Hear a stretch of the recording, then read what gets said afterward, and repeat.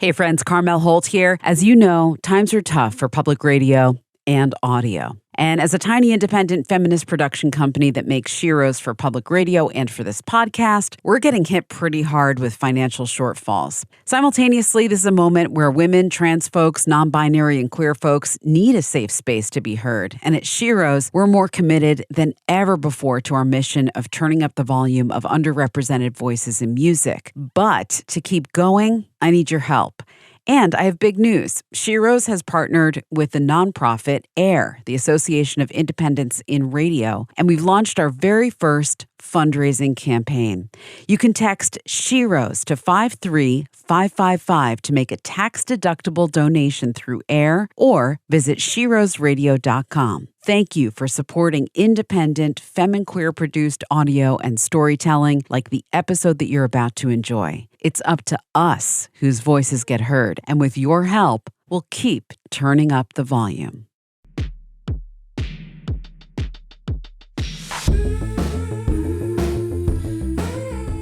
I feel like it is, in a lot of ways, the culmination of me pushing back against what I can only really refer to as like my female singer-songwriter baggage. I think there's a lot going on sonically in this record that I feel like I am only now at this point in my career kind of able to sit in that space. And I think as a younger woman, I made a lot of creative choices based on feeling a really intense need to prove myself and to prove that I was more than that. Not that there's anything wrong with being that, obviously, but like for me, I was just like, no, I can do more. Like I won't be backed into that corner. And so at every turn, I'm going to sort of like take the route that is like least expected and least sort of pigeonholing me in that direction. That was Jenn Wasner, aka Flock of Dimes, and this is SHEROES, a weekly podcast to amplify women, non-binary, and genderqueer voices in music across genres and generations. We believe that sharing our stories is the first step to making music better for everyone. I'm Carmel Holt. I'm also a proud member of the Jenn Wasner fan club. Like, not an actual fan club, of course, but I love to talk with people about how insanely talented she is because she's a person that inspires that kind of deep respect and awe. You know, that kind of musician that makes us say, she is amazing. And if her name isn't immediately familiar, chances are that you have heard her work with a long and super impressive performing, recording, composing, and production resume that includes Bon Iver, Dijon, Sylvan Esso, Future Islands, Deerhoof, and Sharon Van Etten. Over the last 20 years, this multi-instrumentalist, singer, songwriter, producer, and co-founder of the Baltimore, Maryland duo Y Oak has not only forged a name for herself as an in-demand studio session player and touring musician, a producer, and member of Bon Iver, us Jenn Wasner fans have also had a gorgeous, growing catalog of her solo albums to love, a project that she founded back in 2016 under the moniker Flock of Dimes. We last caught up with Jenn in 2021 when she released the second Flock of Dimes album, Head of Roses. And now as we celebrate the arrival of her third, called The Life You Save, I am so thrilled to welcome back Jenn Wasner as this week's SHEROE in the spotlight. First, I am so excited about this beautiful new album, The Life You Save. Congrats. Thanks very much. You know, I haven't done a lot of press for this record yet. I think you're like the second interview I've done. So it's still kind of a shocking feeling to hear someone other than me say it out loud like it's a real thing. I haven't adjusted to that reality yet. Yeah. I'm very excited it's out in the world. Yeah. Well, I did do a little creeping on your, and actually subscribed to your Substack. You did? I did. Thank you. I was like, why didn't I do this sooner? I love your writing so much. I love your songwriting, but I love your actual like writing. And I always love to read your posts on Instagram, and you're so articulate and thoughtful and such a heart person. I'm like, I should have done this a long time ago, but I'm finally there. So I read this post where you were a month out and you said, as much as I wish this wasn't the case, I really think the process of releasing music through quote unquote proper channels brings out the absolute worst in me. And I was like, Girl. awesome.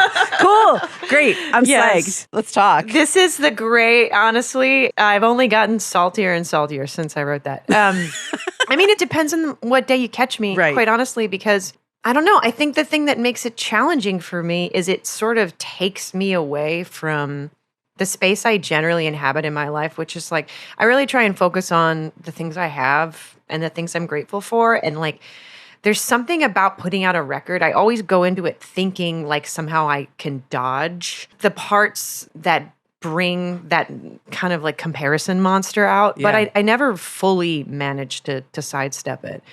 You're And it's human. weird. It's like I have awareness around it, which is huge. But it's funny that the awareness itself isn't enough to prevent that part of me from being activated. I don't know. You caught me. It's funny because I was just thinking about before this interview, I was like, all right, you're going to need to like put that stuff aside and like show up for this process. And I don't know. It's hard. I mean, it brings out this like very comparison driven, very like strange part of myself that feels less than. And somehow, I don't know, it's just like awakens things that I'm less than comfortable with. With that said, getting to actually hear back from real people who have listened to the record and connected with it is enormously gratifying. And I wouldn't have that part if it wasn't for the other stuff. Right. So it's a delicate balance. I'm trying to work on like shifting my attention towards the good parts and the like connective parts and the encouraging parts rather than getting too fixated on the icky stuff. But it's definitely an ongoing struggle for me. I mean, so many things that you said just hit home, but like the drawing the awareness to something doesn't mean that it's not going to get activated. It just means that it's conscious now instead of unconscious. So that is a step because it's not running the show necessarily, but that doesn't mean that it doesn't show up at your door. Exactly. Yeah. And funny enough, it's a different set of concepts, but like that's essentially what the record is about too, which is like cultivating awareness around my own codependency and my own relationships, the difficult relationships in my life and the way I show up there. So I think it's one of those ongoing kind of themes or just something that comes with being human with a human brain. And I do think awareness is a really, really important step and it's given me a lot more space and freedom around some of this stuff to not be like totally consumed by it. But as like a chronic over-intellectualizer, I think sometimes I make the mistake of being like, well, I understand it now. Yeah. So I'm free. And it's like, it's absolutely not. It's like step one of like 80 zillion steps. I see you. I feel you. I'm like right there with you. I'm wondering, is there a song that kind of pops into your head in the context of what we're talking about? Oh my gosh. Absolutely, yes. I mean, I think Long After Midnight is a great example of what I'm talking about, which is like, it took an incredible amount of self-awareness to be able to write that song, to be able to sort of zoom out enough to be specific and literal about the ways in which my tendencies to want to sort of help and in many cases help too much. I had to have awareness to be able to write that song. But I'm still engaging with the behaviors in the song. Like as the song is unfolding, I'm both talking about the behaviors and engaging with them at the same time. So yeah, I would say that's a pretty good intro to the premise of the record as a whole. Long After Midnight from the new Flock of Dimes album, The Life You Save, the third album under that moniker for Jenn Wasner. Our guest back here with us on SHEROES. I'm Carmel Holt. It's such a dance with artists who, especially those that allow themselves to be so vulnerable, allow us in to whatever that might be, heartbreak, trauma, in this case, codependency, addiction. And then you go into these press cycles and you sit down with somebody like me and we start to poke around in there and ask questions. And then you're kind of like put in a position of then needing to talk about it. And then you go out on tour and you relive all the songs that you were writing about. So exactly. I kind of wanted to like check that with you. I mean, am I close? Yeah. Oh, of course. I mean, Yeah. you know, I think you know what the cycle is. And I do too at this point. You know, I've been putting out records for like 20 years. But I mean, the singing part of it, the songs themselves are actually more comfortable to inhabit than any other part of it. I think the thing that I sort of promised myself I wouldn't do was to try and position myself as some sort of authority figure on a lot of the things that I'm singing about. And I think something that kind of made the record very difficult to finish and like let go of and put out in the world was feeling as though somehow I had to be some sort of expert or like fully extract myself so that I could be like, well, I did it and you can too, you know, like, and the reality is like, I'm still very much in the like mess of it all. And I think I have had to work on accepting that that will probably be the case for as long as I am alive. You know, a lot of this stuff, they're not things that you can just sort of like put to bed. It's an ongoing journey. Like it's an ongoing practice. The work continues. And like, I think I've come a long way. And yeah, my shit is still really messy and like confusing and I lose it a lot. There's something actually really helpful about I'm really looking forward to getting to the part of the process where I do get to start to perform and sing because I think that is the space in which I feel like most comfortable. That is the space in which I feel like most aligned with what I have to say. But it's also a really helpful reminder for me because the songs wouldn't exist if the things that I'm talking about weren't real. I think sometimes I can kind of like gaslight myself into being like, are you just making all this shit up? Or like, you know, maybe it wasn't that bad or like, you know, whatever it is. It's like, I think when I'm inside of the songs, it's a helpful anchor, like a grounding reminder that it's real. And I don't know, it just sort of brings me back to a lot of the lessons. Like, I think I have to kind of continually be reminded of the same lessons over and over and over again. And so it's sort of like this way of holding myself accountable where it's like, Yeah. you get up and sing a song like that and like, you're like, oh yeah, right. Okay. I have to keep an eye on that. Like, and it's good. It's like it's a helpful framework for me as a human being, like aside from whatever artistic merit it may have. Like it kind of keeps it reminding me to learn those lessons over and over again. You know what? That's funny. I was thinking about it in terms of like the scariness of stepping to that edge and then also that reward of the reciprocity that you get with your listeners and your fans and the kind of reminders of the personal is so universal. But the accountability thing, I didn't think about before. That's so fascinating.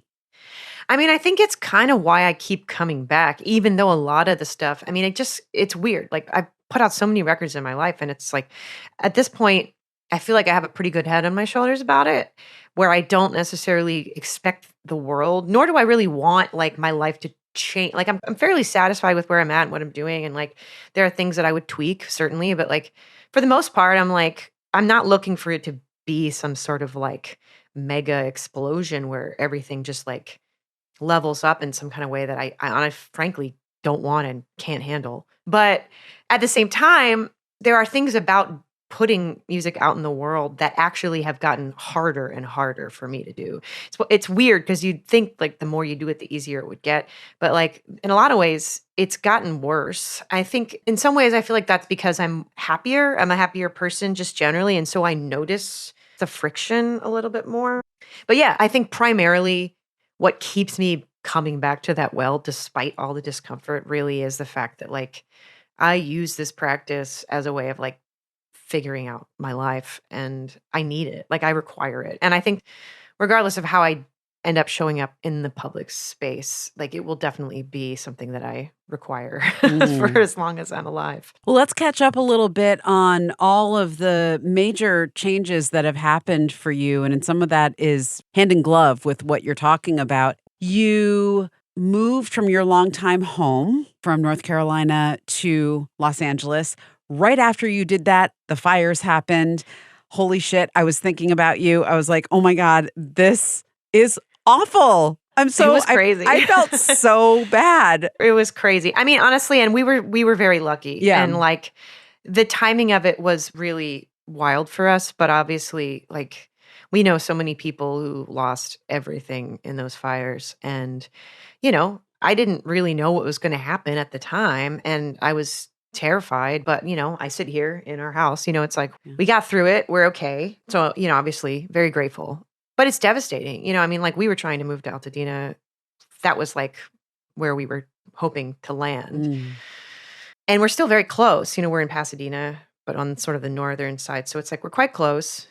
And we got evacuated on the night of the fires. And yeah, it was terrifying. And the timing of it was really confusing. It ultimately ended up being a blessing because we hadn't moved our stuff in yet. So like there was a lot of smoke damage and like ash and soot that we ended up having to clean up that like probably would have destroyed a lot of our stuff. But our stuff was safe in some like U-Haul pod somewhere. Yeah, it was definitely not the thing that you imagine, you know, heading to a new place. Yeah. And I think, you know, I'm really grateful. The community really showed up for us. You know, we were out of this house for about a month. And you know, I was very much like in a fear response. And there's a time where I was like very convinced that I was gonna just bag the whole thing and like move back east. And I'm really glad I didn't. But I probably would have if it hadn't been for the folks here who took us in and like really, you know, gave us a space to like rest and return to our non like super fight or flight Yeah. space. Yeah. So yeah, but it's cool. It's like I love it here. I've always loved it here. You know, it got to a point where I was like I was very happy in North Carolina, but I've always wanted to spend some time in the city. And it felt like, you know, approaching my 40s, I'm like, if I don't do it soon, like, I'm not sure that this is ever going to happen. Cause like, there's no ideal time to embark upon a cross country move. It's unpleasant and, you know, it's going to be a pain in the ass no matter when you try to do Yeah. it. So, you know, it's just one of those things where like the moment is now. Like, you know, the Bon Iver touring job that had been sort of like taking up a lot of my energy and time had been put away. And it just sort of felt like a time where there was like a window with space, which is pretty rare for me, honestly. And so I just wanted to seize Yeah. that and follow my gut and sort of just see what would happen Yeah. being in a new place for a little while. So how did that move intersect or not intersect with the process? I mean, I imagine this record was signed, sealed, and delivered already by the time you had done all this, right? No, not at all, No? actually. Well, sort of. I Oh. mean, kind of. Okay. It was the process of making this record was so convoluted and I love to set deadlines for myself. You know, I love to make plans. The way that my anxiety manifests is I like to sort of like do a lot of lists. I do a lot of like zooming out and like kind of putting in all these arbitrary placeholders in my schedule to convince myself that I have any semblance of control in my life. And so I had decided, you know, there's several points where I decided I was like, the record's going to be done by like this date. And I just blew through deadline after deadline.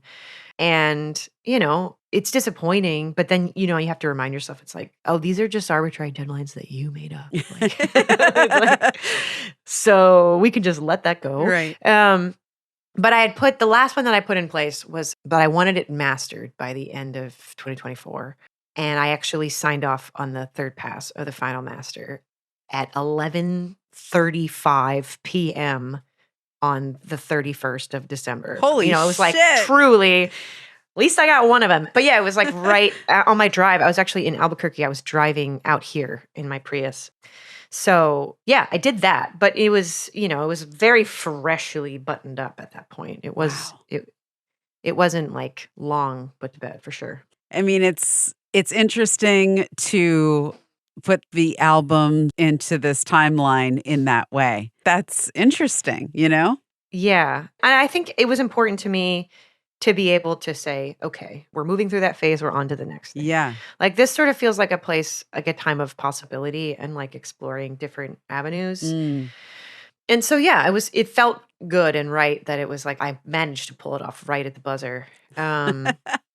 For sure. awesome. But yeah, I don't know. It's, you know, this is also the way my brain works too, where I'm like, I'm very eager and anxious to get to like the new things now. And I have to kind of rein myself in and be like, no, you know, stay with this thing. Like, don't just throw it into the ether and like go run off and chase something shiny. Like stay with it. But it's, you know, not really what my heart wants. My heart wants to just go and figure out what the cool new thing is going to be. Aries energy, baby. Bingo. Why don't we get to another song?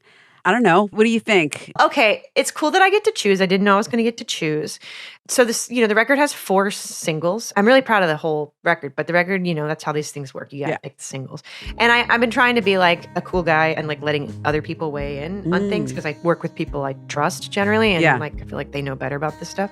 With that said, there's a song that I wanted to be a single that isn't. Yes. And I want to play that song. Hell yeah. That song is called River in My Arms. And it's towards the end of the record, but it's one of my favorites. That comes towards the end of the album. In fact, is that called the penultimate track? I believe it's the penultimate track. Yes. River in My Arms. Mm-hmm. We have Jenn Wasner here with us on SHEROES. The new Flock of Dimes album is The Life You Save, her 3rd studio album under this name. And it brings me to something that I wanted to talk to you about. Can I get super nerdy here? Oh, please. About sequencing? I welcome it. Absolutely. So I've spent a good deal of time with the record and with the lyrics. This is part of my very nerdy, over-preparing process. I love that you do that. I work so hard on that stuff, and it means a lot that you take the time. Yeah, it's fun because it's like a treasure hunt, right? So one thing that I noticed, and I don't know if this is intentional, but I feel like it's you, so it might be, that there's a few songs in here that have lyrical like segues that carry you from one song into the next. So River in My Arms comes out of Instead of Calling, where it says, instead of calling, I'm getting chills. Instead of calling, I set out back, watch the light overhead, turn to distant black. And then River in My Arms says, I felt the shiver at your call. I spoke too much or not at all. Yes. I was like, oh my God. And there was like 3, were there 3 calling songs? Yeah, there's definitely. Yeah, yes. I mean, this is delightful. I love that you're picking up on this. It's so awesome. Oh yeah, so Theo, I guess, was the first one. So call on God, don't call on me. I'm not the one you needed me to be. Let me go. And still carry on. And then instead of calling, I set out back. So it's like, it just kind of like carries you. And then, super nerd, all the way to the end, there's another God moment, but it brings you full circle to the lead track on the album. So it says, I did not enter this world afraid. This was from the track 1, and I refused to leave it this way. I did not enter this world alone. A gasp splitting the silence, crying essence and bone. And then at the end, I'm afraid to find you wanting. I'm afraid to let you be. So then you're talking about like, you're not afraid, but you are afraid, Yes, and absolutely. Yeah, yes. And I've been asking the same questions since the day I came to, right? So, yes, beautiful. It's very intentional. Thank you. Thanks for noticing. I think this is my strongest record lyrically, if I may say so. Agreed. I worked really hard on it. When I gave it to my friend Adam Schatz, who played some saxophone on the record. Shout out Adam, love him. We love Adam. He was like, oh, I get it. The lyrics are the guitar solo. And I was like, yes, I should have him write all of my blurbs. But this sense that you're supposed to get is that it's cyclical, because the experience of going through this stuff and trying to make sense of it, and particularly when you're dealing with relationships with people you really love, but that are difficult for whatever reason. It's a very confusing and deeply cyclical process. The experience of like, it's just this rumination, there's a part of you that's just so full of love and just wants to connect and wants to like fix it and wants to find a way to like put all that other shit aside. And then there's the part of you, and this is the part that I've had to sort of like work on, the protector part. Like my protector part has not really been acting on my behalf for most of my life. And so, it's confusing. It's a very strange reality. I still live inside that reality where it's like 2 very conflicting impulses happening all the time. And, I try and take it every day, like one day at a time in the classic way, as they say. Because it's like, sometimes I have the strength to boundary up, and sometimes I really don't. And I think for me, like something that was very helpful to understand is that like, you're experiencing discomfort either way. You're either experiencing the discomfort of like engaging with the thing, or you're experiencing the discomfort of having a boundary when it feels like you're not supposed to. So either way, it's going to be painful. And I think that framework for me of just being like, there's no choice I can make that isn't going to involve some amount of discomfort for me. And so what's the best choice for me today? And sometimes, you know what? Maybe it is like slipping $100 or whatever. You know what I mean? And sometimes, and like I forgive myself for that. Or like sometimes it's being like, no, I'm not going to do that, or I'm not going to respond. But yeah, I mean, the record lyrically, there's those loops, those thought loops. You know, it's like you never really you arrive at like a realization and you have like a light bulb moment, and then like 2 paragraphs later, you're like, but wait a minute, am I? Like, is it? That cyclical sort of thematic rumination that's like going throughout the record. It goes from the beginning to the end. And I never really thought about it, but I guess it does sort of circle back around from the end to the beginning. Sure does, yeah. And can I ask, you brought up, the one day at a time thing. I mean, was it also intentional that there's 12 songs? No, but that's good. That's really good. I didn't even think about that. Yeah. Wow. Ooh, I really wish I could pretend like that was my idea, but you can. It's free. Here. That's very nice. That's very nice of you. Oh man, I'll credit you. I promise. No problem. But it's good. Yeah. No, it wasn't intentional. But I don't know. I don't know that it has to be for it to be legit. I mean. It wasn't 11, it wasn't 13, it was 12. Precisely. Yeah. And the subconscious is a powerful thing too. Absolutely. And I feel like so much of this process is intuitive for me. Like I may not necessarily be aware of what's going on underneath the surface until much later. So I wouldn't be surprised if that does factor in, even if I wasn't necessarily aware of what I was doing at the time. But I do love that. That's too good. My gift to Thank you. Very nice of you. So I was hoping that it would be okay to talk about some of this stuff that we've been diving into through the lens of gender and femininity and where you are in life. And thank you for coming back, because I love also the ability to track this journey in real time from album to album, which is such a great documentation, such a beautiful way of seeing how a life evolves. Cool. Yeah. I mean, I actually do have a lot. I have a lot of thoughts on this, particularly in regards to this record. Yeah. Which is that I feel like it is in a lot of ways like the culmination of me pushing back against what I can only really refer to as like my female singer-songwriter baggage.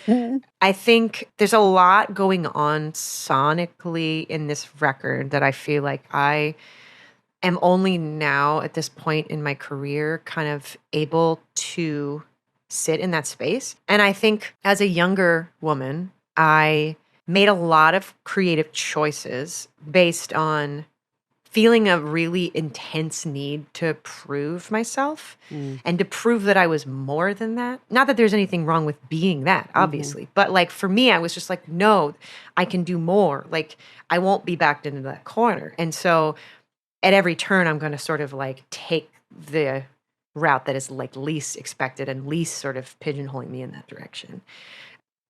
And I sometimes wonder like what choices I would have made if I didn't have that expectation sort of hanging over my head. But, we live the lives we live. And at this point, I'll turn 40 later this year. And like, I feel like I'm in a place where, frankly, I don't really feel like I have much left to prove to anybody. Like I'm in a nice way, not in like a shitty way, not in like I'm the fucking best, but but in a nice way where I'm just like, I like who I am. I like what I've done. I'm happy with where I'm at. And I've worked really hard. And like the people who are kind of in my corner, and that's enough. Like that feels good. And so it opens the door a little bit to explore some things that I feel like I maybe would have been too in my head to explore. And it was a very intentional choice to sort of like lean into acoustic instruments, like lean into the acoustic guitar. I'm playing acoustic guitar on this record. I never, ever do that. Like, it's just really not a thing. For some reason, it was like a loaded tool. Not because I didn't like, the sound of it necessarily, but just because of what it sort of like connected me to. Or like, just the expectations that I was trying to avoid in choosing something different, which does sort of make me a little sad for myself. But at the same time, I love my older records and I think they're really, I stand by them. I'm proud of them. But yeah, so, I was like, okay, well, like what's on the table now? It's like, I really wanted to make a record that was really direct, that was really straightforward, from a place of like wanting to make it as accessible as possible and wanting to make it as beautiful as possible. And something that I was like really like something that I kept returning back to throughout the process of making this record, like checking in with, was like the reason I'm like putting myself out on a limb and like making a record about this subject matter is that other people who have had similar experiences can connect to it. And at no point did I want a choice that I was making sonically or aesthetically to have the potential to kick somebody out who might be able to like see themselves in this thing. So I wanted to make it really, really straightforward and like almost not challenging, but like the subject matter is challenging. So I wanted to make the sonic world feel safe, if that makes sense. Yes.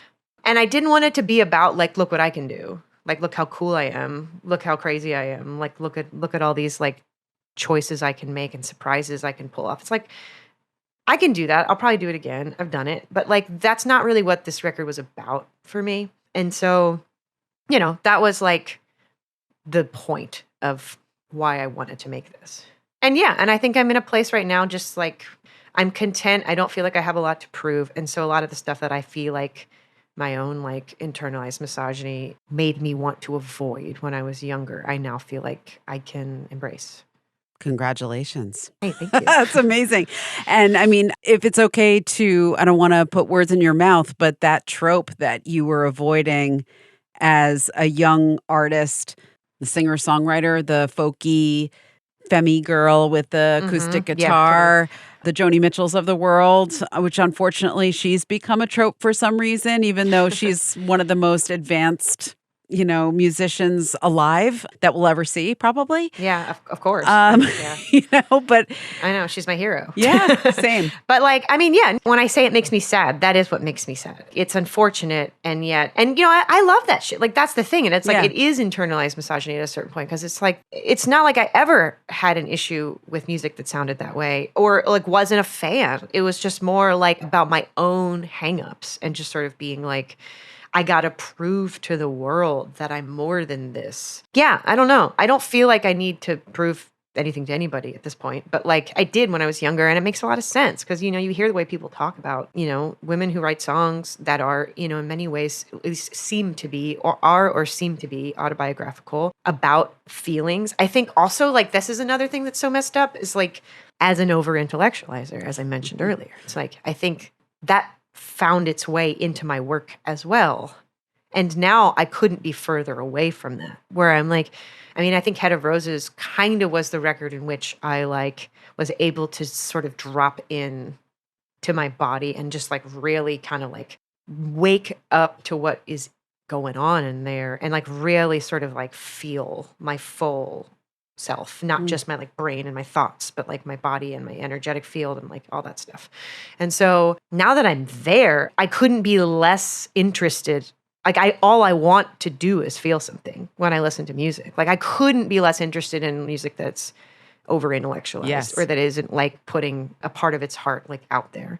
It's just where I'm at, you know, it's like everyone needs a different thing from the music they consume at different points. But where I'm at right now is I'm just like, please, I'm drowning, like make me feel something. So, well, full circle. If it's okay to mirror to you that I'm drawn to music that makes me feel, and I have always loved that about your music. So while I agree with you on Head of Roses, I'm just going to push back a tiny, tiny bit and just say that your music has always made me feel. And well, that's nice to hear. Yes. Maybe I wasn't feeling. Yes. Or, I don't know. I mean, I must have been. You're right. You know, it's like I must have been. I think that's an oversimplification, and I think you're right. But I do think that the experience of like taking up space in my own inner world was very different for me. That's, I feel like, the space I've made the most progress in my life. And so, yeah, I mean, it might just be that like I was just so compartmentalized. But of course, you know, it's like, yeah, there's obviously I was feeling things. And like, obviously that's always been like a North Star. I think that's also just like the only way I know how to do it. Right. Like if I'm not tapped into that kind of feeling, then I kind of am useless. Like, you know, it just doesn't work. It's the activator that like sends the whole thing into motion. And sometimes it's frustrating. You don't always want to have to feel the whole of your feelings. It's not practical to move through the world in that way. But when it comes to, trying to write and create, you need it. I need it, at least. And maybe some people don't, but I sure do. I was curious to talk a little bit about, also in the lens of doing this job as a woman, your collaborators and now this long arc of your career and where you've ended up now on this record, self-producing. I know you worked with Nick Sanborn, who we love, and ask about collaborations, both on the, engineering and studio side and crew side, and then, just like on stage and your team. Yeah, I mean, I think another way that I feel like I've come into my own a bit is that I am able to sort of recognize and own my role as a producer, not necessarily as someone who knows everything about everything, but basically as someone who is like adept at visioning and seeing the big picture, bringing it into focus, even if I don't necessarily know how to do everything. I know how to sort of ask for the help that I need. And, I had a lot of help on this record. I mean, obviously, Nick, who you mentioned, was hugely helpful. Adrian Olson, who engineered and mixed it, hugely helpful. All the musicians who played on it, phenomenally gifted players in a way that, like just to a degree that I have a very different style. And it's really cool to be in a place where I feel like, again, like I don't have anything to prove, so I don't have to just like be like, I'm going to play every single instrument on this entire record because then you'll know I can. It's like, it's less about that and more about like giving myself a little bit of space and air to like sit back and be like, what do I want this to sound like? How do I communicate what I'm looking for to the people that I'm working with? I think I'm really good at it, quite frankly. I wish more people would ask me to do it. Like, yes. And I think it kind of sucks that no one asks me to produce their records. So if you're hearing this, yes, and you want to make a record with me, believe it or not, I am interested. But yeah, I mean, it's like that word producer is it's a slippery one, and it's like, I think I'm at a point now where I'm like, I used to think that because I wasn't like also an excellent engineer and also an excellent mixer and all, it's like, whatever, like I have the skill set and there's tons of male producers out there who use engineers to do the work that they do. Of course. Tons. Of course. And no one even gives it a second thought. No. And so it's like, I'm kind of now in this zone where I'm just like, oh yeah, like, of course I am that. Like I've been doing that my whole life. I've at least had a large hand in producing every record I've ever made and a ton of other ones, so it's like, I feel confident enough in that skill set at this point to not undermine myself by being like, but I didn't like, and it's like, that's a different skill. And I fortunately, was able to work with someone else who's really good at that. And we were a great team, so it's like, I don't know. I feel like it was awesome to be able to open the process up to other players and having other minds in the room. And so many of my favorite parts of the record musically are, musical ideas that I would have never been able to come up with on my own. They're just like, example? Gosh, that's a great question. I mean, I think honestly, like so much of the playing on this record, like my band that I'm going to take out live, my partner, Alan Good Parker, who is a genius multi-instrumentalist and played like tons of what's on this record. And like, he's a pedal steel player. So there's like all these beautiful pedal steel moments that I love. My friend Jacob Ungerleider, who is like a phenomenal musician and plays everything, but, plays a lot of the piano and a lot of the voicings there, which is like very different voicings. They're both from like a jazz background. So like the way that they approach harmony is like really different from the way that I do. So it was cool to sort of hear my compositions like reframed through that lens. Yeah. And then my friend TJ Mayani, who is a phenomenal drummer who lives back in North Carolina, who I love playing with. And yeah, I mean, they just come from a different school and also are very easy to work with and really take my input seriously. It's like I don't necessarily speak the exact same language, but it's cool to have like a mutual respect in the room. And I think at this point, like I gravitate towards working with people that sort of are able to grasp the sort of slippery thing that I do as a real thing and like respect it as such. Yeah. Because I know that because now I've been doing this is my 5th anniversary, by the way. 5 years. Hey, congratulations. Oh, thanks. That's very cool. Talking to exclusively women, non-binary, queer folks about working in this weird, crazy industry that we Mhm. work in, and like all the various funny things that are specific to that experience. Lots of commonalities. Some people have different, it's always fascinating to find out like the different ways of navigating it. And then Mhm. this is what I'm saying about the like tracking the progress and tracking the evolution, because over time too, like Mhm. people make different decisions based on their experience or like new levels of confidence that they gain in order to be able to navigate situations and no longer have that be like a trigger for them, you know? Absolutely, yeah. So I'm wondering about for you, like, you work with lots of male musicians in lots of different, the Bon Iver crew. And, so like, how do you do that without having it be a triggering thing? How do you do that without that push pull that seems to kind of Yeah. somehow like plague us, you know?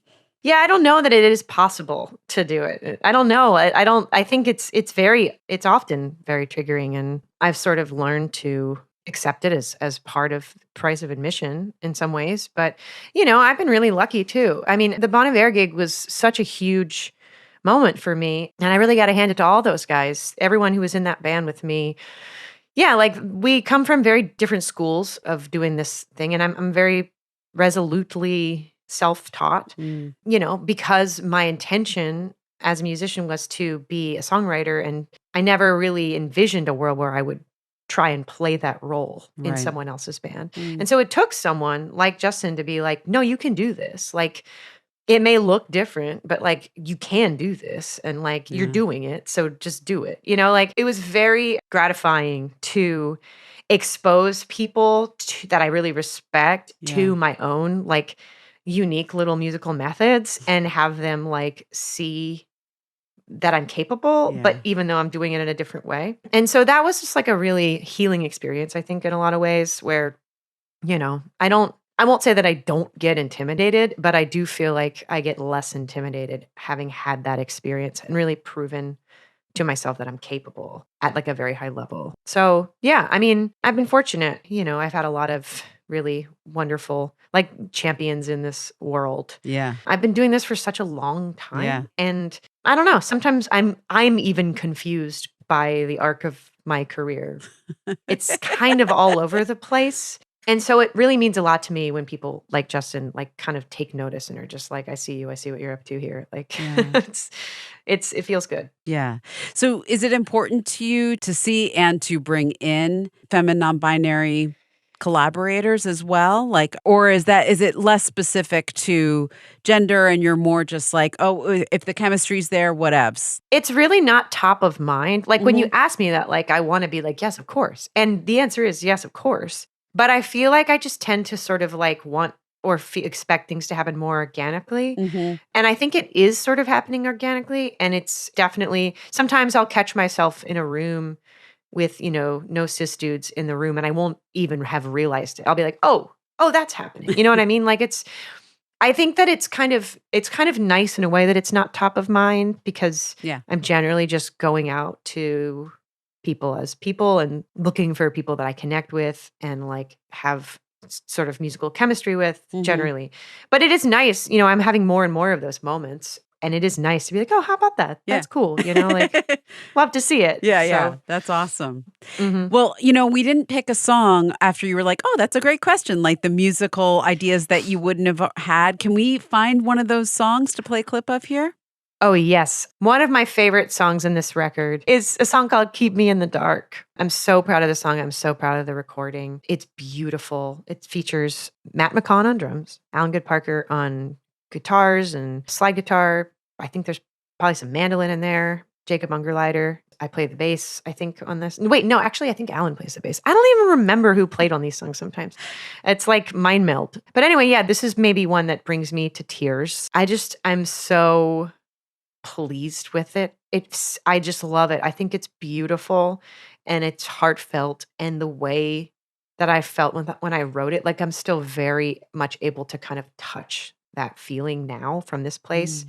And that's an experience I haven't had a lot of in my life, and I'm really grateful for it. So that's my choice. Could you guide us to a particular like moment, or is it just sort of the overall like interpretation of your composition here?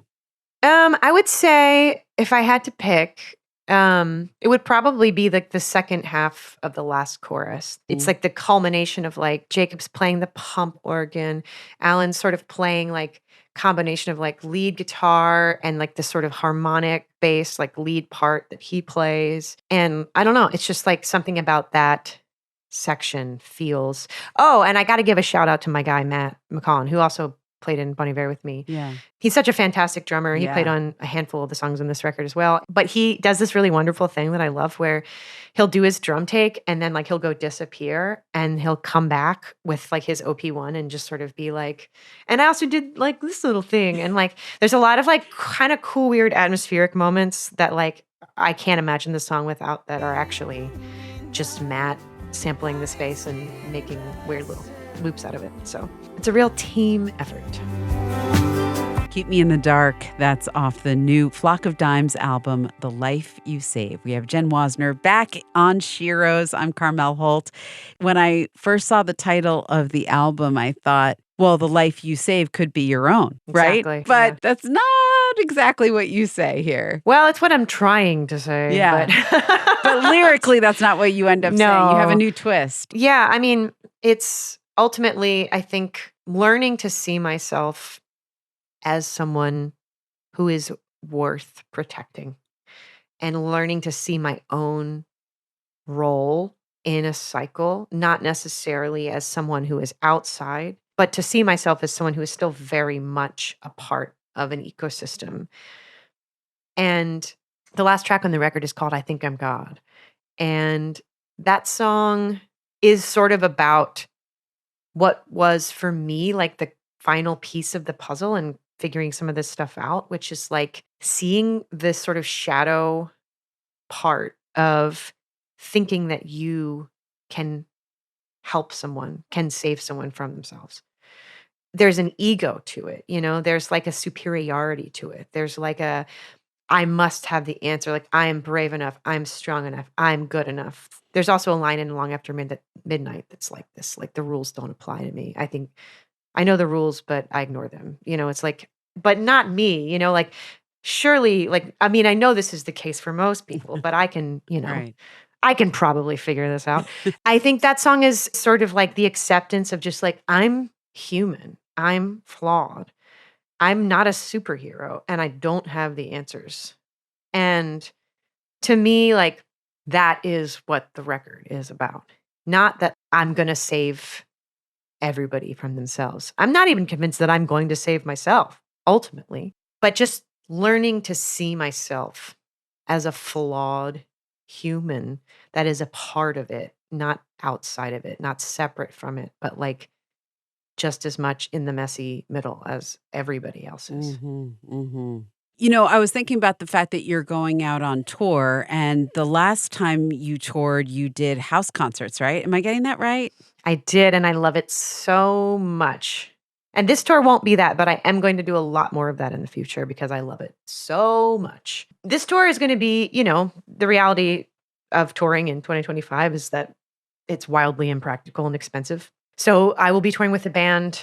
I'll do a handful of shows on the East Coast, a handful of shows on the West Coast.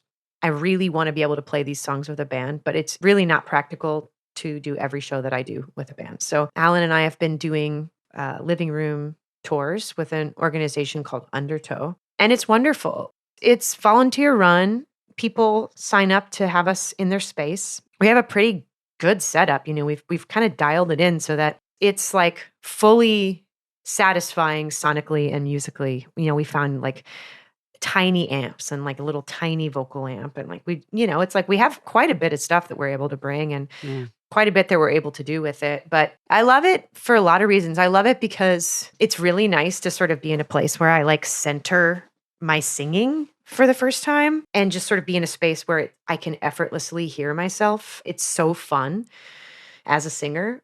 And then honestly, the other reason I love it is because, you know, there's like a cap on it. You know, these are small shows and they're in like generally like safe spaces. And so I am able to talk to pretty much everyone who comes. And it's just like incredible. The thing that I was referring to earlier about like the feeling of like putting out a record, bringing out like the ugly parts of myself.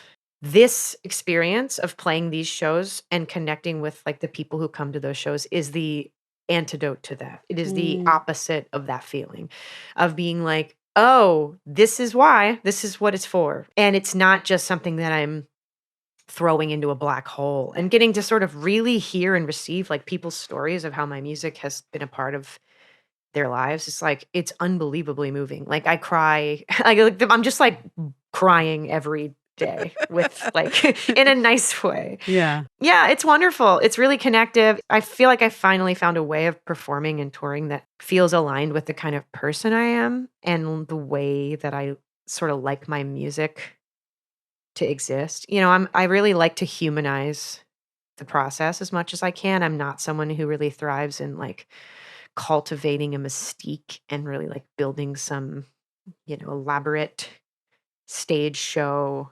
A lot of that stuff just feels like a distraction from the why for me.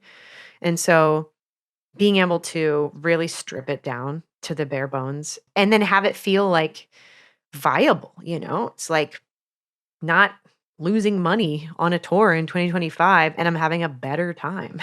So for me, I'm just like, it's a no-brainer. So I'll do a lot more of that in the future, but I'm also super pumped about playing with my band because they're incredible. And it wouldn't feel right to not get to play, full versions of these songs at some point. It just feels like it's an important part of the process. Yeah. To feel like a culmination in that way.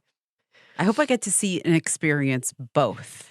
You should. They're two very different experiences. That's my hope. Yeah. When you were doing the Undertow shows, I was like, I think I even like chimed in somewhere. I was like, come to Kingston. I would love to come to Kingston. I have a lot of friends there. You do? Let's do it.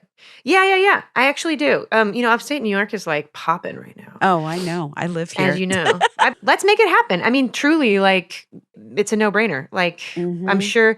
And it doesn't have to be. I think people sometimes overestimate what the space requirements are. It's like, we literally play in people's living rooms. And that's kind of the ideal. Like, we've played in, the bigger spaces. We played in, all over the place. We've played in libraries. We played in museums. We played in a climbing gym. Cool.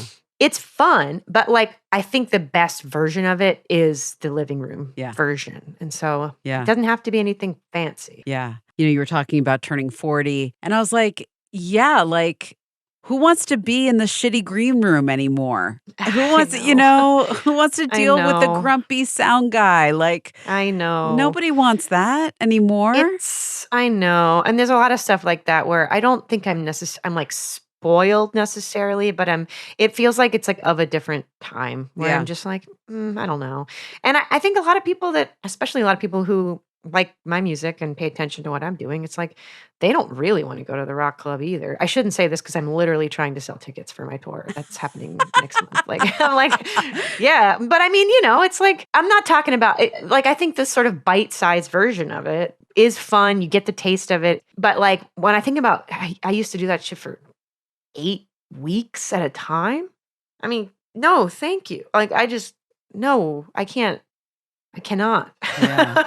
I cannot do it. And so, I think the living room concerts they're a great alternative to that experience. And I think people are hungry for ways of seeing live music that aren't the proper channels as well. It's been honestly something that's filled me with a lot of hope for just letting my career progress naturally as I age and want different things for myself and my life. It's given me a lot of hope. As you age, kind of naturally leads my brain into full circle, actually, to the beginning of this conversation. All the things that are less than fun about the release cycle. I was thinking about doing press, getting photographed and being seen, and the social media thing. And for women, often, especially when we get older, those things start to feel even more kind of high pressure and can be uncomfortable, or that's when internalized misogyny comes rearing its ugly head, telling us that we have wrinkles or we're gray or we're fat or we're whatever, fill in the blank. What is that experience like in real time, becoming an older, more mature woman doing music and being perceived? I mean, personally, I just feel like I've never been hotter. Yes! I am joking, but also not. I mean, I don't know. It's funny. It's like, I'll say just obviously anyone I think who's followed me in any form on the internet probably knows I absolutely fucking hate social media and I wish it would go away. I mean, everyone's always just like, be your authentic self. And I'm like, my authentic self would literally be deleting every single one of these accounts forever. Yes. And when I dream about quitting music, well, I'm putting finger quotes up. Yeah. That's really what I'm talking about, is the freedom to be like, bye. Not even like, I'm going to give it over to someone else, but like, I no longer exist in the space. That's my dream. If I can figure out a way to like make enough money to disappear entirely, I hope I do. I hope there comes a day when you'll never hear from my ass again. But I'm not there yet. With that said, I will say that, like, strangely, I can sort of feel the ways in which my body is changing, but I'm pretty at peace. Like, I spent a lot of my 20s and early 30s really tormenting myself. And maybe it's just like being in a really happy relationship, or maybe it's like part just like growing up and getting over myself. But like, I don't feel that like compulsion to like preserve, and like, I don't feel the like, I have a lot of perfectionism, but that perfectionism has really not manifested itself in my like appearance. Yeah. I feel like I'm just like a lot more comfortable with my body. I also think that sort of like expanding my understanding of what a lot of this shit is, and like the ways in which like, you know, like anti-fat culture is like really just like anti-blackness in disguise. And like, it's like you really start to like pull the thread on like where a lot of this shit comes from. And it just feels so ugly. And so, you know, I'm a person and I am afflicted with the human curse of vanity, just like anyone else. But when I feel that come up, I feel like what I try to do to push back against it is be like, what do you want to embody in the world? Like, what's important? What's aligned with your values as far as like how you want to show up in the world? And the way I want to show up in the world is like as a normally aging, regular, you know, like whatever. There is no, obviously there's no like regular, but I just don't want to like try and contort myself for the gaze, any gaze. Like, I'm just like, my body has carried me through a lot of crazy shit in my life. I've been really fortunate to not have to deal with like chronic illness or like I'm just like, my body's taking good care of me. I love my body, and I'm not going to like try and dissect it and perfect it for anyone's approval. And that was definitely, I mean, I feel like that's a part of what I mean when I say like I'm a pretty happy person. Like I really, it was easy to say that when I was younger, but now I actually like, it's actually taken effect, right? Like I feel it a lot. I feel that stuff it's kind of faded into the background in a really nice way. I love that. Thank you for saying all of that. That's beautiful. What a great way to bring our time together to a close. My last thing is our closing exercise, which is the SHEROES magic wand. So here's your magic wand, Jenn. You hold it now, and with it, you can change anything in the music biz, industry, world, for women, for non-binary folks, for queer folks, for BIPOC folks, for anybody that's like still not on an equal playing field with cis men. Kind of first thought, best thought, what would you change with the wave of the wand? I would make it so that it's possible for people at every point on the spectrum of quote unquote success to survive and thrive and make art, because I don't want to live in a world where it's just about, I mean, musically and otherwise, where it's just about channeling more and more dollars into the fucking pockets of the richest and most powerful people. I want to create small communities of people who can support each other. This sort of small business model, I want that to be able to sort of work for artists as well. Because I think the vast majority of the artists I know wouldn't even enjoy being in that position. And it shouldn't be that only those people have enough resources to survive. So that's my magic wand. I want everyone to be able to have enough to survive at all levels of the business. May it be so. May it be so. Amen. Jenn Wasner, thank you for being with us on SHEROES. How should we go out today? Okay. Let me think about what's on the record. I'm trying to, it's interesting because I'm trying to end it on like a high note, but there aren't many. I don't know, probably afraid. That is the sort of mantra, as you mentioned, I did not enter this world afraid and I refuse to leave it this way. Let's go out on that note. That's a nice note to go out on. With thanks once again to my Shero, Jenn Wasner. Thank you for being with us on Sheroes. Thank you so much for having me, Carmel. It's a real treat. Many thanks once again to Jenn Wasner for being with us. The new Flock of Dimes album, The Life You Save, is available now on Sub Pop Records. Catch Flock of Dimes out on tour starting in early November. Sheroes is produced by me, is mixed and mastered by Kelly Drake. Our original theme music is by Lucius. Our podcast is distributed by Talkhouse. Sheroes is also a nationally syndicated radio show. Please visit SHEROESradio.com to find out more. Keep in touch on Instagram at Sheroes Radio, and please consider leaving us a rating and review wherever you listen to podcasts. You can also subscribe to our new YouTube channel, SHEROES Productions. SHEROES is 100% independent and is made possible through the support of our public radio affiliates and now listeners like you. Through a new partnership with the nonprofit AIR, the Association of Independents in Radio, we've launched our very first fundraising campaign. Text SHEROES to 53555. That's SHEROES to 53555 to make a tax-deductible donation through AIR or visit SHEROESradio.com. Thank you for supporting independent, femme, and queer-produced audio and storytelling. And until next time, remember, music is our superpower. I'm Carmel Holt. Thanks for listening.